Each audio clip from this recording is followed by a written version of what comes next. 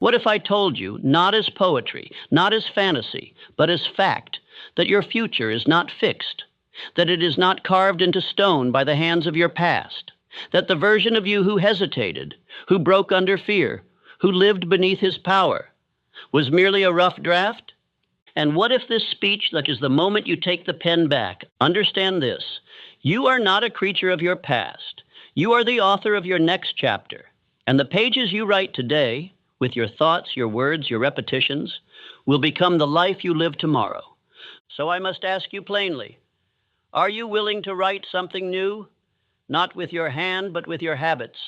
Not with ink, but with identity. You did not stumble here by accident. No man finds this message unless something inside him is ready to rise. And though the world may call this just another speech, I tell you, this is not entertainment. This is your intervention, a divine interruption, a mental reprogramming for those who are tired of drifting through their days and are now ready to command them. But I must be honest with you. Hearing this speech once will not be enough. What you repeat becomes your rhythm, and what becomes rhythm becomes identity. So I will speak these laws to you one by one, not to inspire you for a moment, but to transform you forever. And if you have the courage to return to this message again and again, you will not recognize the man you become. This is the foundation of all change, autosuggestion, the deliberate feeding of your subconscious with the truth of who you have decided to be. And these laws I'm about to give you are not theories. They are truths carved from the lives of men like Carnegie, Ford, Edison, Lincoln, and Schwab. Men I studied, men I walked beside, men who did not wait to feel powerful, but became powerful through repetition. And you, my friend, are no different. You are not weak. You have simply been repeating weakness. You are not broken. You've simply been following a pattern that does not belong to you. But today, that pattern breaks. This is your new beginning. This is your rewrite. Let us begin. Law 1. You become what you think about. Every man lives under a law greater than any court, constitution, or nation, the law of thought. As surely as the sun rises and gravity holds your feet to the earth, you will always become the dominant idea you hold in your mind, not the idea you wish for, not the hope you repeat once in a while, but the one you think about most. This law is simple, and that is why most ignore it, because it does not dazzle the ego, it does not flatter the intellect, but it is the root law of all human transformation. Let me speak clearly. You are not your thoughts, but you are always becoming the thoughts you repeat. And the man who allows fear, doubt, confusion, and worry to sit in his mind will build a life that reflects those ideas. This is not philosophy. This is psychology. This is the way your subconscious mind operates. Let us take the example of Andrew Carnegie, the man whose philosophy seeded everything I have taught. When I first met him, he did not speak to me of steel or wealth or politics. He asked me one question: what is the one thing you think about when no one is watching? He understood something the world still struggles to grasp, that the thoughts you entertain in the silence are the blueprint of your results. Carnegie thought about expansion, about impact, about legacy.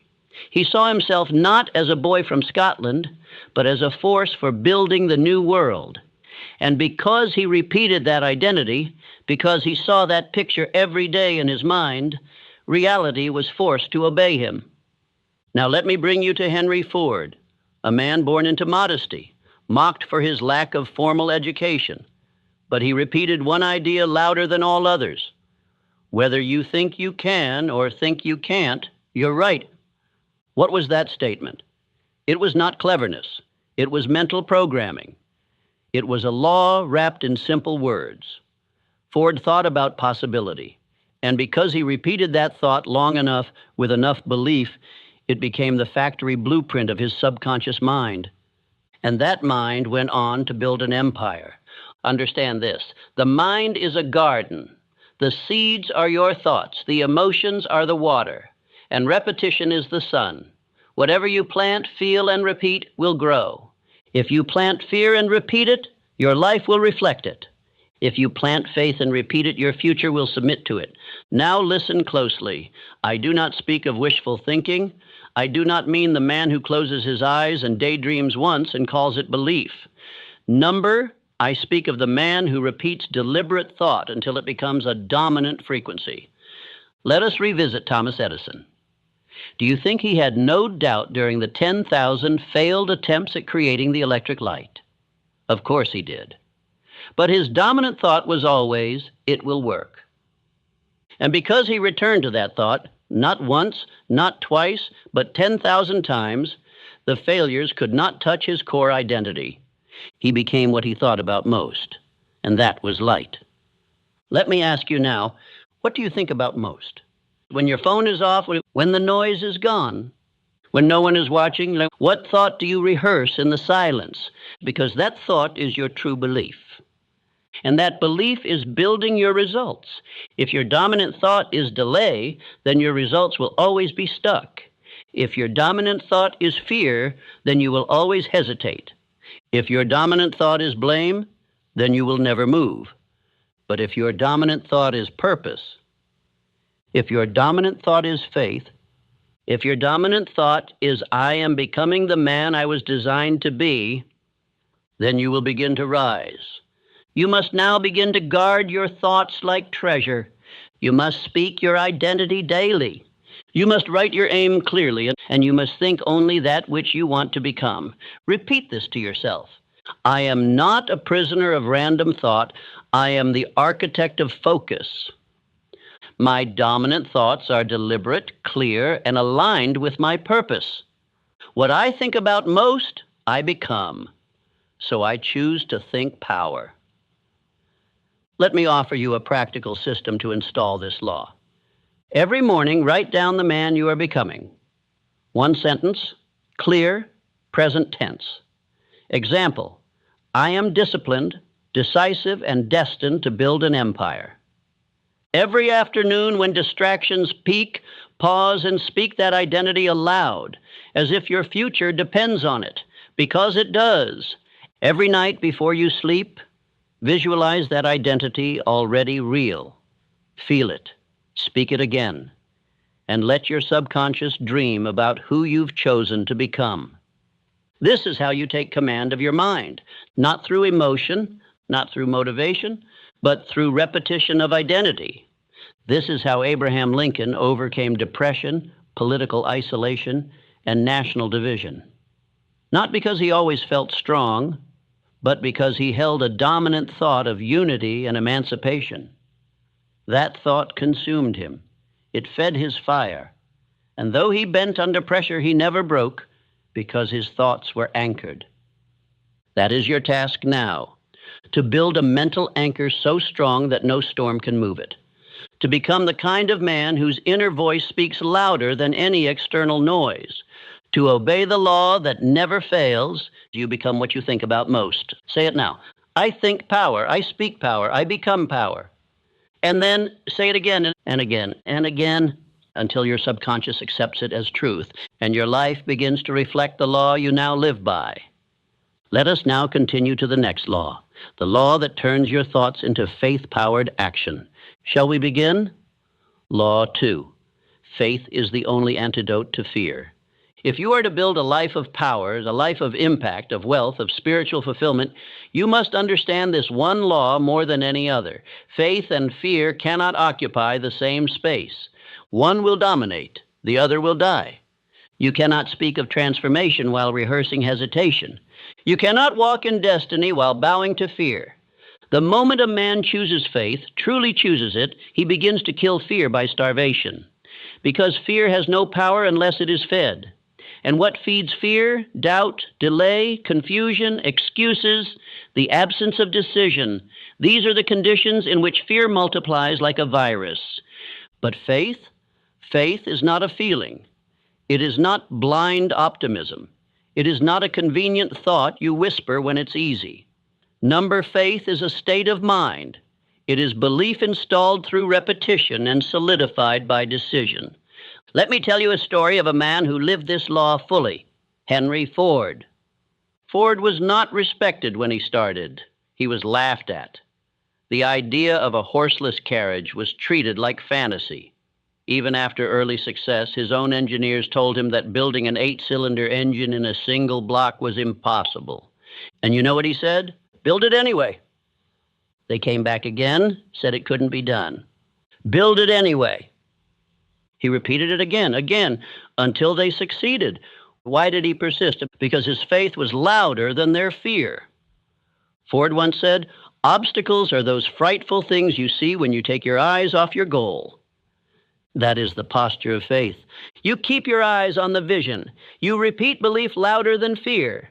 You act in alignment with destiny, even when it is not yet visible.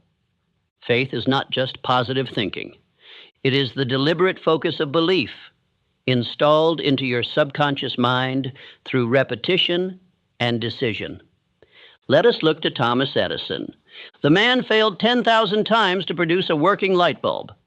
How does a man continue after 100 failures? 1,000? 10,000? The average man quits after 3 attempts, but Edison did not carry average belief. He was obsessed, he was possessed by purpose, and that purpose gave birth to unshakable faith.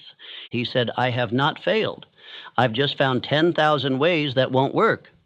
What is that? That is a man who refuses to speak fear. That is a man who trains his subconscious to obey faith, not statistics, not opinions, not temporary evidence. Now let us look to Abraham Lincoln, perhaps one of the greatest living embodiments of faith through adversity. Lincoln did not rise to the presidency through charm or popularity. He rose through clarity of mission and the endurance of belief. He lost elections. He suffered depression. He faced ridicule and political betrayal. Yet he continued, and he led a nation through civil war. And during the darkest days of that war, when death and despair hung over the Union, Lincoln wrote affirmations to himself. He spoke words of unity and strength to his own mind. Why? Because he knew that if he let fear govern his thoughts, he would become paralyzed, and the nation would fall. He once said, "The best way to predict the future is to create it." That's faith. Not hope, not chance, creation, repeated belief, spoken into existence. Now, what about you? When fear whispers in your mind, do you answer with belief? When the path grows dark, do you pause or do you persist? You must now make faith your default state. And that comes from 3 rituals. Declare your vision daily. Speak it aloud, not as a wish, but as a law. Act in alignment before you feel ready. Action builds evidence. Evidence strengthens faith. Refuse to speak fear. You cannot afford casual language. Every word trains your subconscious mind. Say this aloud. Faith is not emotion. Faith is identity. I move before I feel ready. I trust before I see results. I act in faith. I build in faith. I win in faith. Understand this truth. Faith is not guarantee. It is guaranteed power the moment you decide to live by it. Andrew Carnegie, who taught me the principles behind everything I now share, told me this: "Mr. Hill, teach men to replace fear with faith. Do that, and they will build anything." That statement became my mission, and that statement must now become your mission. Because fear will not go away through more research, and it will not dissolve through time. It must be replaced by repeated belief, decisive action, and relentless forward movement. This is how you starve doubt. This is how you build certainty. This is how you change your life. By installing the law of faith into every layer of your being. Let this be your command. From this day forward, I will not obey fear. I will act in faith. I will speak belief. I will move like a man who has already won. Repeat it daily. Because repetition is the only thing the subconscious respects. And once your subconscious accepts this law, there is nothing you cannot do. Now, let us continue to law 3, the law that gives your faith a home, a direction, and a fire that cannot be extinguished. Law 3, the law of definite chief aim. There is no tragedy greater than a man with potential drifting in thought, drifting in effort, drifting in identity. Why? Because he has no definite chief aim, no singular purpose, no clear direction. He wakes up not with decision, but with distraction. He walks not with command, but with confusion. He speaks not with conviction, but with hesitation. And what becomes of a man like this? He becomes a leaf in the wind, pulled by opportunity, misled by opinion, ruled by fear, and forgotten by history. A man without a chief aim is not truly living. He is merely existing. But the man who carries a definite chief aim and repeats it, affirms it, breathes it daily is dangerous. He is focused. He is immune to drift. He is no longer wondering what he should do, who he should be, or what he is capable of, because he has already decided. And the mind, once fixed, begins to bend the world to match that decision. Let us turn to the man who taught me this law firsthand, Andrew Carnegie. When I first met Mr. Carnegie, I was a young man with curiosity, but no clear aim. He spoke to me with such intensity, such certainty, that I was shaken to my core. He said, "Young man, a person who does not have a definite purpose in life falls easy prey to petty worries, fears, troubles, and self-pitying, all of which lead to failure." He made it clear, all great fortunes, all great movements, all great identities begin with a clearly defined chief aim. Not a general hope, not a vague idea, but a precise declaration. Carnegie's chief aim was not to merely be rich. It was to become the steel king of America, to revolutionize the industry, to bring structure to a disordered market. Every decision he made, from the books he read to the men he hired to the thoughts he entertained, served that single aim. Now listen carefully. You do not need 1,000 goals. You need one dominating goal, and every other goal becomes a subordinate. Think of Henry Ford again. His chief aim was not just to build cars, it was to make the automobile affordable to every working man. That aim drove him. It guided every innovation, every hire, every system he designed. When others built for luxury, Ford built for the people. He didn't change his aim when it got difficult. He simply refined his strategy. The Ford Motor Company's rise to dominance was not due to superior talent. It was due to superior focus. This law of a definite chief aim separates those who try from those who build. Charles Schwab, handpicked by Carnegie to run U.S. Steel, knew this as well. His aim was to become the greatest business leader of his generation. He wasn't an engineer. He wasn't the smartest man in the room, but he was the clearest. His clarity of purpose made him invaluable. He knew what he wanted, and because of that, every room he entered shifted in his favor. Now let me turn this mirror to you. What is your chief aim? Have you written it down? Do you repeat it every morning and night? Have you built a structure of thought around it? Or are you still wandering, hoping purpose will reveal itself in time? It won't. Purpose is not discovered. It is declared. You must choose it. You must own it. You must train your subconscious mind to accept it as law. Because here's what the average man does. He sets goals that change with his mood. He moves toward ideas that lose fire after a few weeks. He dreams of wealth one day, and then settles for safety the next. He builds momentum, and then lets it rot. Why? Because he never installed a definite chief aim. He never made it law in his mind. And the subconscious mind, unless directed with precision, will default to fear, to habit, to comfort. Let me offer you the exact method I've taught thousands. 1. Write your chief aim in present tense. I am building your exact goal with purpose, clarity, and unwavering belief. 2. Repeat it with emotion, every morning and every night. Repetition with emotion is the only way to impress the subconscious. 3. Act in alignment daily, no matter how small the step. Identity is not what you say you believe. It is what you repeat through action. Let me speak clearly now.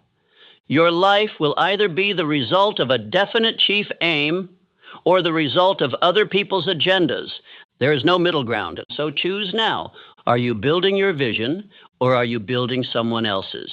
Say this aloud. I do not drift. I declare. I do not react. I aim. I do not guess. I know what I'm building. Repeat it daily, just as Carnegie did, just as Ford did, just as Edison did. They were not more gifted than you, but they were more focused than you. And now that you know this law, there is no excuse left. Write your chief aim, breathe it, build around it, and when distraction comes, return to it, because everything you want depends on this. And the man who carries a definite chief aim with clarity, fire, and discipline, he becomes impossible to stop. Now, let us move to Law 4, the law of specialized knowledge, the very weapon that transforms aim into strategy and strategy into victory. Law 4, the law of specialized knowledge. Theme: general knowledge leads to general results. Specialized knowledge, when combined with purpose and action, becomes unstoppable. There is a common myth that knowledge is power, but I tell you, that is a half-truth. Knowledge is potential power.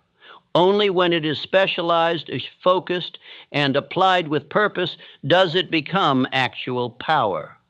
A man can spend his life collecting facts, reading volumes, attending lectures, and still live in mediocrity. Why?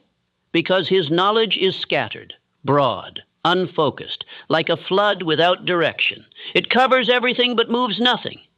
But the man who focuses his learning, the man who selects a domain, a craft, a discipline, and then studies it obsessively, applies it daily, and refines it with fire, that man cannot be denied. That man in time becomes irreplaceable. This is the law of specialized knowledge, the tool of all titans, the sharp edge that divides amateurs from architects. Let me give you an example. Henry Ford. Now, Ford was mocked for his lack of traditional education. Journalists tried to paint him as an unlearned mechanic, a man unworthy of his position. So what did he do? He sued them, and when called to testify in court, he said plainly, "I don't need to clutter my mind with facts that I can summon in an instant from a man I hire." He wasn't being arrogant. He was making a profound statement. He didn't need general knowledge. He needed specialized mastery and men who carried it with them. Ford's genius was not that he knew everything. It's that he knew exactly what he needed to know and how to apply it to his vision with ruthless efficiency. Ford understood what most still miss, that the world does not reward the most intelligent. It rewards the most useful. And usefulness is born of specialization. Think now of Thomas Edison. Was he a philosopher, a statesman, a jack of all trades? No, he was a master of applied invention. His knowledge of electrical systems, resistance, materials, and industrial application was deep, not broad. He didn't dabble, he dived. He understood filaments better than anyone alive. He ran experiments not in hundreds, but in thousands. He didn't seek trivia. He pursued truths that could be tested. Because of that, he became the man who brought light to the world, literally. Now consider Charles Schwab, whom we've already discussed. He wasn't the most educated man in the steel industry, but his knowledge of people, of leadership, of organizational psychology, and business structure, that was specialized knowledge. And Carnegie knew this. That's why he appointed him. Not because Schwab knew everything, but because he knew what mattered and applied it with confidence and grace. Now ask yourself, what is the one area I am committed to mastering? What specialized knowledge, if I pursued it deeply, could make me irreplaceable? Because here is the truth. The average man reads 1 to 2 books a year, often at random. He studies sporadically. He watches whatever shows up in his feed. His mind is like an untrained dog, jumping from thought to thought, stimulus to stimulus. He is at the mercy of noise. But the great man, the man who applies the law of specialized knowledge, chooses one mountain, and he climbs it. He studies one field, one craft, one skill, and he returns to it every day until his knowledge becomes instinct, until his repetition becomes rhythm, and his rhythm becomes power. And then the world seeks him out. Let me give you the exact blueprint that was given to me by Carnegie himself. 1. Define your definite chief aim. You've already done this. Now ask, What knowledge directly fuels this aim? 2. List the skills and fields required to dominate this domain. If your goal is to lead an empire, study leadership, influence, systems, and strategy. If your goal is to master a craft, dive into technique, repetition, and innovation. 3. Build your reading list. No more casual reading. Select the 5 to 10 most powerful books or mentors in your chosen area and study them. Not once, not for entertainment. Study to install. 4. Teach what you learn. Carnegie once said, "The best way to deepen your knowledge is to share it." When you teach, your mind organizes the truth more sharply. 5. Apply daily. You don't just study, you build, you test, you move. Every lesson must find its way into action. Now, a warning. This law requires patience. The rewards are not instant, but they are inevitable. The man who builds specialized knowledge over years becomes unmovable. He is not subject to layoffs. He is not shaken by market trends. He becomes the source, and those around him recognize his value. Abraham Lincoln, though remembered as a statesman, was once just a poor farm boy. He didn't attend elite universities, but he specialized in one thing: language. He read deeply. He taught himself law. He studied oratory, rhetoric, and scripture. Why?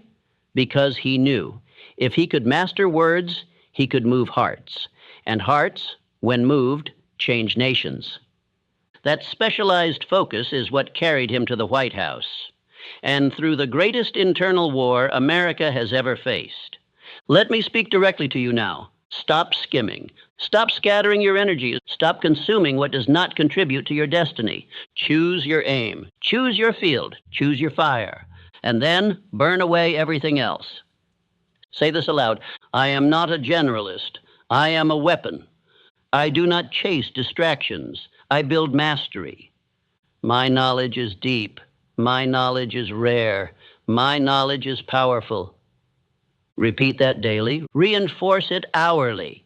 Because the world does not give its greatest rewards to those who know everything. It gives them to those who know exactly what they're doing and do it better than anyone else. That is Law 4. Now, we continue into Law 5. Surround yourself with power. Your environment builds or breaks you. You may believe that success is a solitary journey, that it is forged in the silence of your own mind, through grit, through will, through long hours of invisible labor. And while that may be part of the truth, I must now give you the greater law. No man becomes powerful in isolation. Every empire ever built was first surrounded by the right minds, the right voices, the right energy. You do not rise alone. You rise with the help of those who breathe power into your vision, or you fall surrounded by those who drain it from your soul. Environment is not neutral.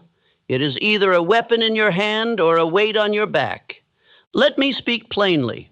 You must surround yourself with people who sharpen you, not soften you, with men and women who speak possibility into your future, not skepticism into your goals. If you are the most driven man in the room, then you are in the wrong room, because what surrounds you will soon be inside you. Henry Ford understood this with absolute clarity. He did not build the Ford Motor Company by himself. He built it with a mastermind group, a concept I taught at length, because it is one of the most powerful laws of achievement. Ford surrounded himself with men who were not yes men, but fire starters. He sought out minds like Thomas Edison, Harvey Firestone, and even brought his thoughts to Luther Burbank. These men met often, not for entertainment, but for alignment. They exchanged ideas, they discussed industry, philosophy, the future, and most importantly, they built belief together, because belief, when shared among strong minds, multiplies, and fear, when left unchecked among weak minds, spreads like disease. You must ask yourself now, who do I allow into the temple of my mind? Who has the keys to my focus, my energy, my conviction? Andrew Carnegie, the man who inspired my life's work, said to me, "Mr. Hill, show me a man's 5 closest associates, and I will show you his future. He meant this. You cannot outgrow your circle. You cannot build discipline in a sea of distraction. You cannot hold to faith when all who surround you breathe doubt. Carnegie handpicked every man he worked with, not only for skill, but for spirit. He demanded loyalty to purpose, hunger for growth, and belief in impossibility undone. He made Charles M. Schwab his right hand, not because Schwab knew everything, but because Schwab believed like fire. His optimism was relentless. His posture was magnetic. He brought out greatness in others simply by the energy of his presence. Now consider Thomas Edison. In his laboratories, he permitted no cynicism.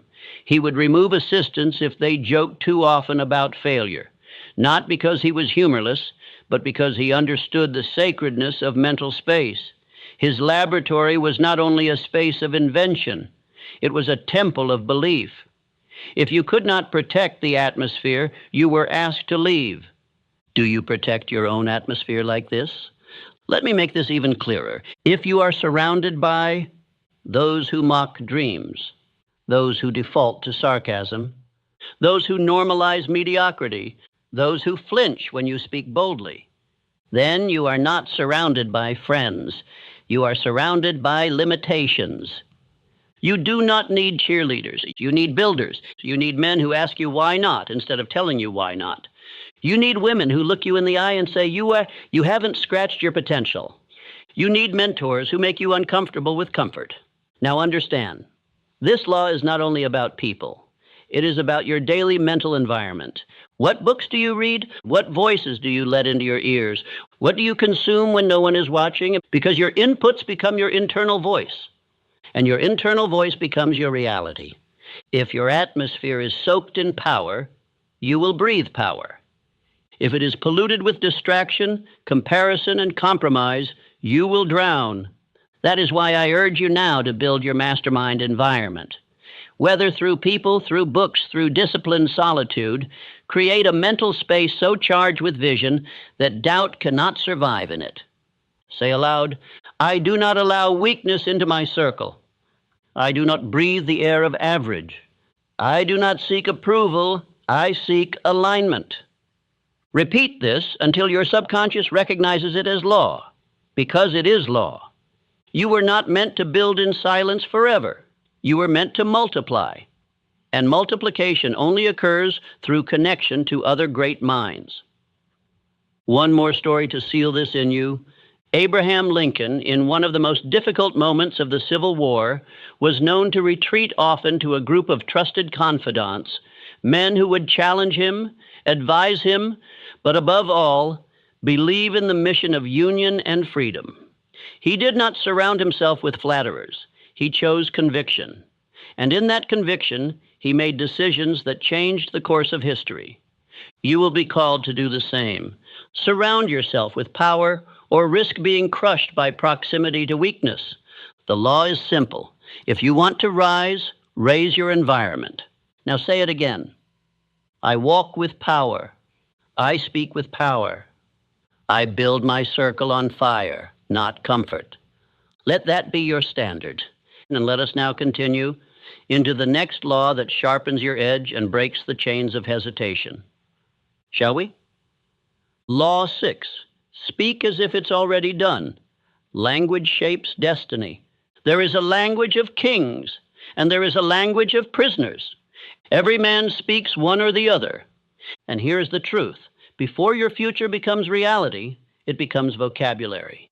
Before you become powerful, you must speak power. Before anything in your life changes, your language must change. The 6th law is this. You must speak as if the victory is already yours. Not one day, not maybe, not if the world allows it. But now, speak like a man who has already arrived, and your subconscious will begin moving mountains to make it true. This is not motivational fluff. This is the code that governed every great man I studied. Let me show you. Henry Ford once said, whether you think you can or think you can't, you're right. Do you understand what that means? It means that the internal language you use, even in silence, is creating the reality you live in. When Ford was told that a V8 engine couldn't be built in one block, he didn't argue. He simply said, "Build it anyway." Not, "Try it." Not, "See what you can do." He commanded his vision into existence through language. And when the engineers failed, he said it again. "Build it anyway." That was not arrogance. It was alignment. His speech aligned with his identity.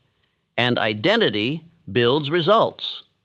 Thomas Edison spoke in future tense certainty long before the light bulb existed. When he was surrounded by critics, financial pressure, and thousands of failed prototypes, he still said, "I have not failed. I've just found 10,000 ways that won't work." That sentence alone could have been defeat, but he reframed it with a single word, "yet." He spoke with a tone that assumed success was inevitable, because in his mind it already was. You must begin to do the same, because your words are not commentary, they are commands to your nervous system. If you say, "I'll try," your mind hears, "We're not certain." If you say, "Maybe one day," your mind hears, "Not yet." If you say, "I can't," your mind hears, "This is who I am." But if you say, "This is who I'm becoming," if you say, "It is done," if you say, "I move in certainty," then your mind begins rearranging itself around that command. Why? Because the subconscious does not know the difference between truth and repetition. It obeys tone, it obeys rhythm, it obeys language.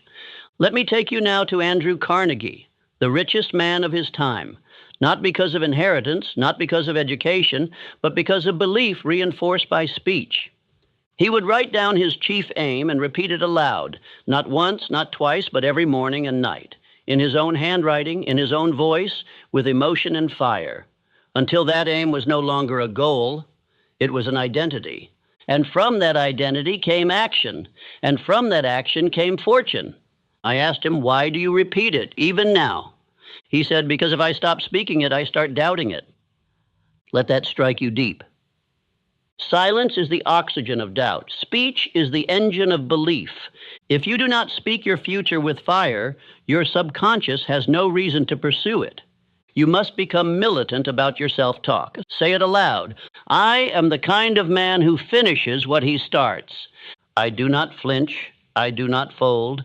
I walk as if the mountain has already moved." And do not say it once. Say it daily. Say it in the dark. Say it when fear rises. Say it before your biggest decisions. Say it until your very tone becomes proof of your power, because here is what the great ones knew, and what average men never discover. You don't speak what's real. You speak what will become real. You speak it before you see it. You speak it as if it's already done. This is how you tell your mind, "I am in control now." This is how you reprogram fear into fuel. This is how you starve hesitation and install discipline. It begins with words, and those words must burn. Let me take you back to Abraham Lincoln. One of the most powerful speeches ever written, the Gettysburg Address, was only 272 words, but every sentence was sharp. Every line was wrapped in fire. And in less than 3 minutes, he rewrote the meaning of the Civil War. He didn't talk around the point. He spoke it into stone. Do the same with your life. Get specific. Get loud. Get deliberate. Stop whispering your dreams. Stop apologizing for your vision. Stop softening your future so others feel comfortable. Say it clearly. "I am building something unshakable. I do not drift, I declare. I speak belief until the world has no choice but to believe with me." Now I challenge you.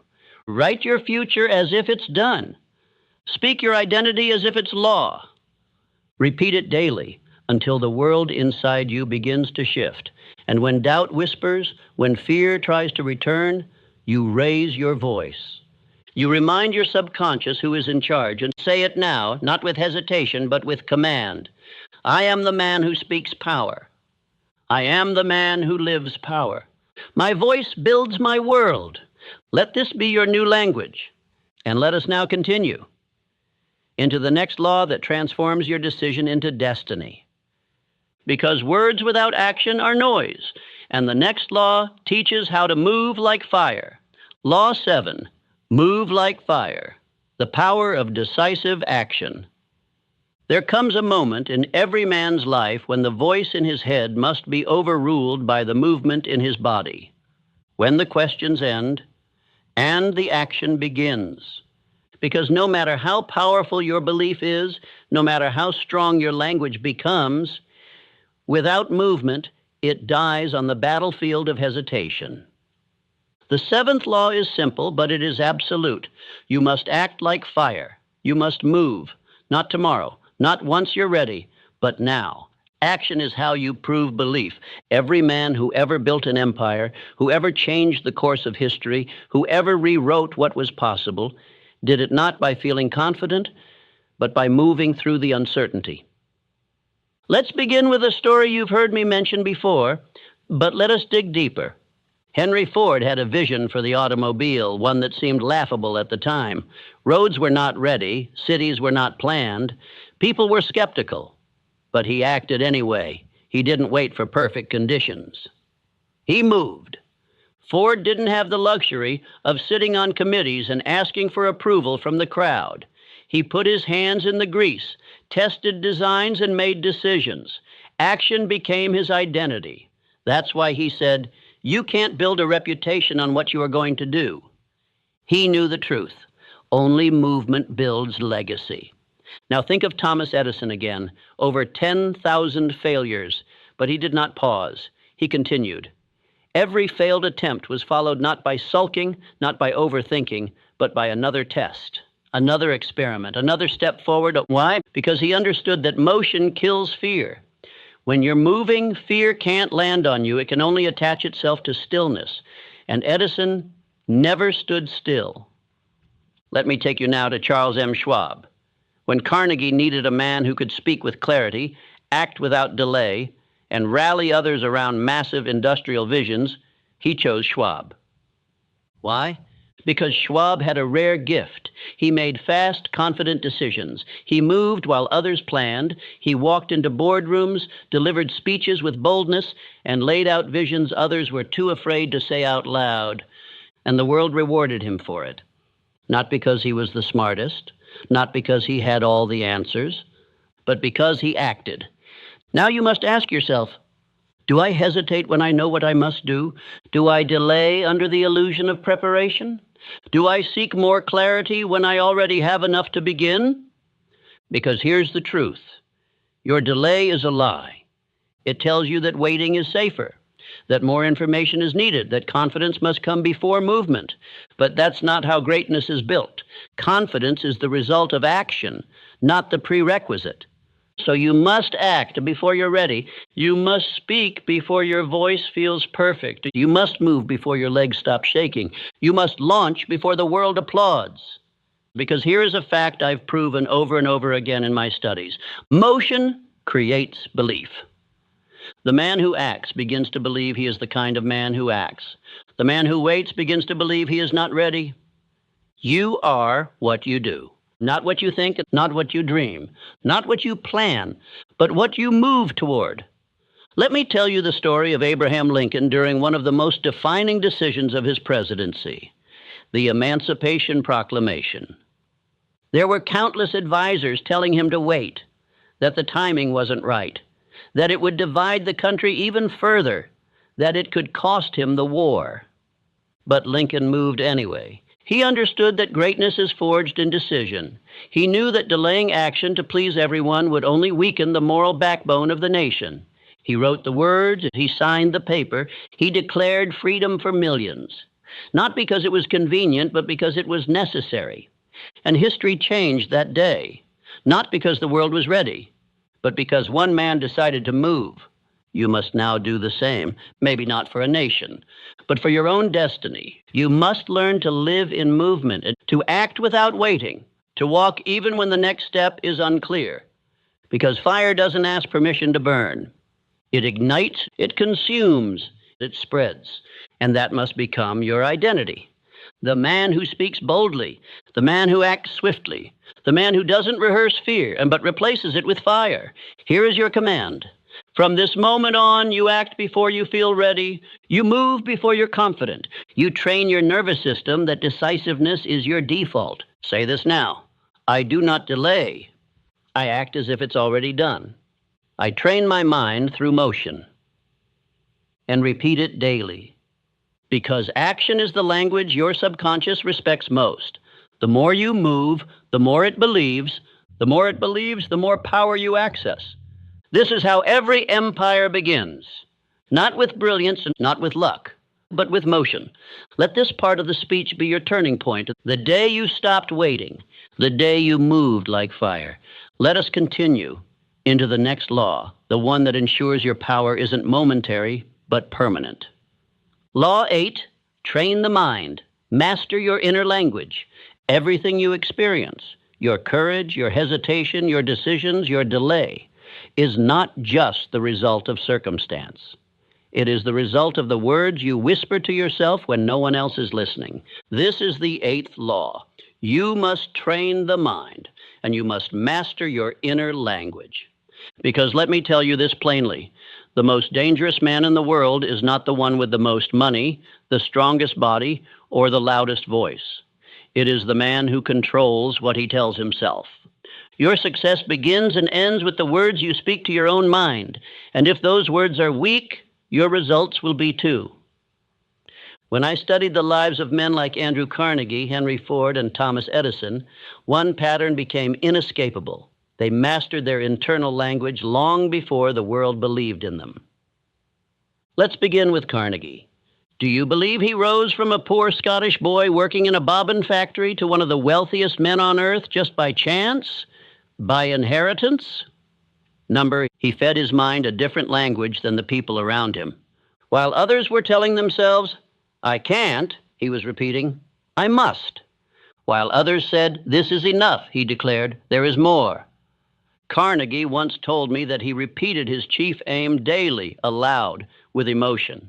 He wrote it down, spoke it, affirmed it, until it saturated his subconscious and reprogrammed what his mind accepted as possible. That's not inspiration. That's installation. That's autosuggestion, the most powerful force in all personal development, a law so potent it can take a poor boy with no connections and elevate him to become the architect of steel empires and philanthropic legacies. It all starts with language. And now let us turn to Henry Ford. Ford is famous for saying, whether you think you can or you think you can't, you're right. But most men repeat that line without understanding its depth. Ford meant it. He spoke belief to himself, even when no one else did. Do you know how many times he was told his vision was foolish? That horses would never be replaced? That factories couldn't scale the way he imagined? But he didn't speak the language of doubt. He didn't parrot the world's disbelief. He created a new language, and he told himself, it will be done. He trained his mind to respond to difficulty with solutions, not fear. And that training, repeated daily, built the mental steel required to withstand the storms of invention, rejection, and ridicule. Now look at Thomas Edison. His success was not born from luck or random genius. It came from a trained internal dialogue, one that refused to translate failure as final. 10,000 failed experiments, 10,000 voices of doubt. But inside, he repeated only one phrase, I have not failed. I've just found 10,000 ways that won't work. Where do you think that resilience comes from? Not from a rare brain, not from divine favor, but from repetition of empowering language. And let me speak now of Abraham Lincoln, whose inner world had every reason to fracture. Depression, loss, war, criticism from all sides. But Lincoln trained his mind through journaling, reflection, and deeply held affirmations of purpose. He was not always externally confident, but he remained internally committed. His mind did not waver with the storm, because his language had been disciplined.